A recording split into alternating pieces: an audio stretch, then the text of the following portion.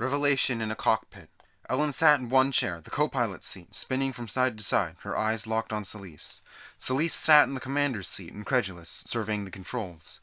She brushed a lever with her fingers, touching it like she would a lover. It was a tank, a real tank. "Stop that, it tickles," Ellen said, smiling as she held her arms to her side. Celise stared at Ellen, her eyes wide and incredulous. "You're not being serious, are you?" she asked, not expecting to believe Ellen one way or another.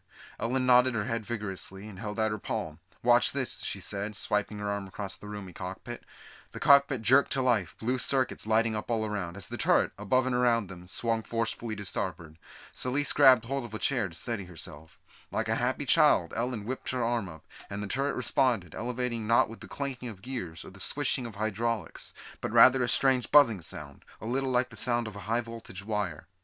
All around, computer monitors burst into action, calculating things from estimated area of impact, accurate down to the micrometer, Celise saw, her eyes opening even wider, to the predicted amount of blowback, also very small. Ellen paused for a moment, her face rapt with concentration. Then, twirling around in her spinny chair, which Celise had never seen before in a tank, Ellen brought her hands together with a clap. "Boom!" she cried, just as the room filled with a loud, muffled noise. The tank budged just a little. Celise found that her ears did not ring, unprotected. In fact, she realized she had actually heard Ellen talking, something that should have been impossible during the firing of a 120mm cannon. Ellen put her hands down, and the tank followed her motions, the turret rotating back to where it belonged, facing forwards. Celise breathed in. "Do you have to be so theatrical?" she asked, a little annoyed that Ellen was so. Celise searched for a word, her eyes flickering from Ellen to the tank and back to Ellen. Nonchalant, Celise thought, and found that it fitted, at least somewhat. This girl, whether or not she really was part of her tank, was weird through and through. Ellen noticed Celise's hesitation. She frowned and then crossed her arms across her chest. "You don't believe me?" she said, her voice taking on a hint of a pout.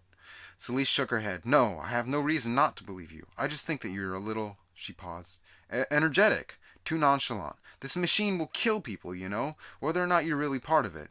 Celise talked quickly now, releasing something that had been inside of her. Ellen shrugged. "So what?" she said. Celise froze and stared at Ellen in a new light. She felt very scared just then, cold shivers crawling down her spine. Ellen's story suddenly became much more believable. There was no way she could be human. Celise gulped. "What do you mean, so what?" she said, afraid to know the answer. Ellen appeared to think for a moment. "I mean, people are just systems of carbon, oxygen, and hydrogen, right? Plus a little bit of other stuff. They replicate automatically, can change their environment, and like to disassemble other systems of the same type." Ellen looked at Celise. "You forcibly disassemble your own species. Why should it matter if I do?"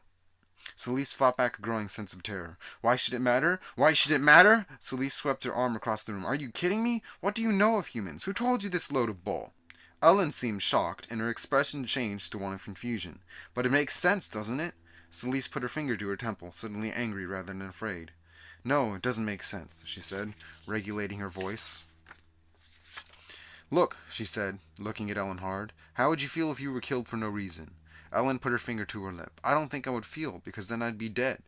"It wouldn't matter then, would it?" Celise shook her head, done with the line of argument the two walked down. She couldn't handle it, not with the death of the two people she had loved most close. She looked Ellen in the eyes. They were blue. "Why did you rescue me?" Celise asked, finally asking the biggest question. Ellen smiled. "I need a human commander," she said, motioning to the controls all around. "There's a war to be fought." At her own mention of war, Ellen seemed to brighten up. "What war?" Celise asked, not aware of any current major conflict. "The war to cleanse the human race, silly," Ellen said, as if it were common knowledge.